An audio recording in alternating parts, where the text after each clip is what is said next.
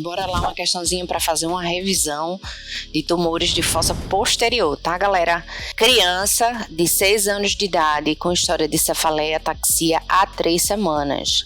Realiza um estudo de ressonância magnética com administração de contraste, demonstrando a lesão a seguir. Qual é a principal hipótese diagnóstica? Ele fala do linfoma, do astrocitoma, do ependimoma, meduloblastoma e do cisto epidermoide. Então, o que é que a gente vê nessa imagem? Vamos avaliar. Uma ressonância magnética, um único corte aqui, né? Numa sequência ponderada em T1 com contraste, ok? Então, a gente vê uma formação de aspecto expansivo, de característica sólido, cística, com nódulo mural, com intenso realce ao meio do contraste paramagnético, né? Então, a lesão de fossa posterior em criança sólido cística com nódulo mural, ok?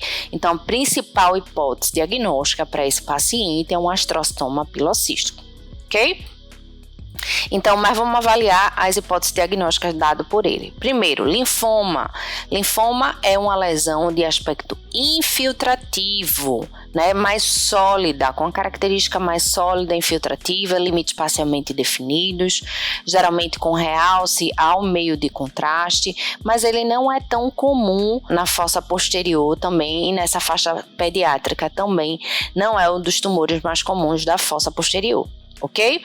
Vamos para o cisto epidermoide. Geralmente são lesões extraxiais, né, com as características de sinal de líquor, né, com hipersinal no T2 e hipossinal no T1.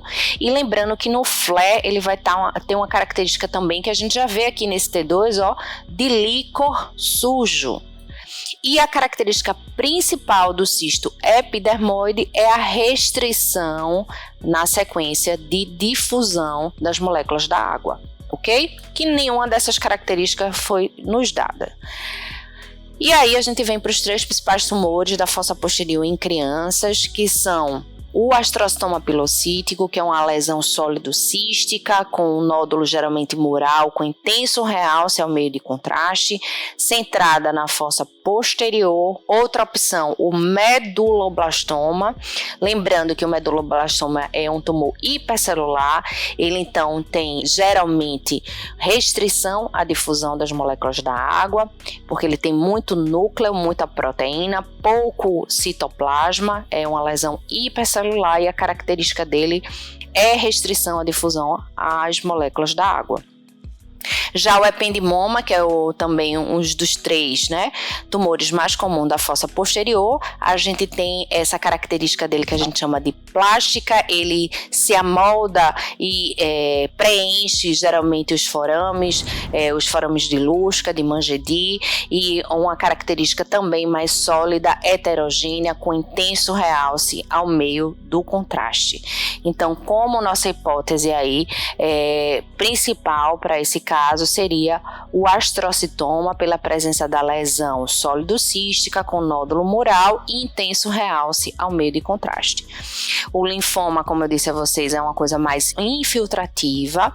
Já o ependimoma tem um efeito plástico, né? Ele vai se amoldando aos forames de Mangetti, de Lusca, preenchendo esses espaços licóricos.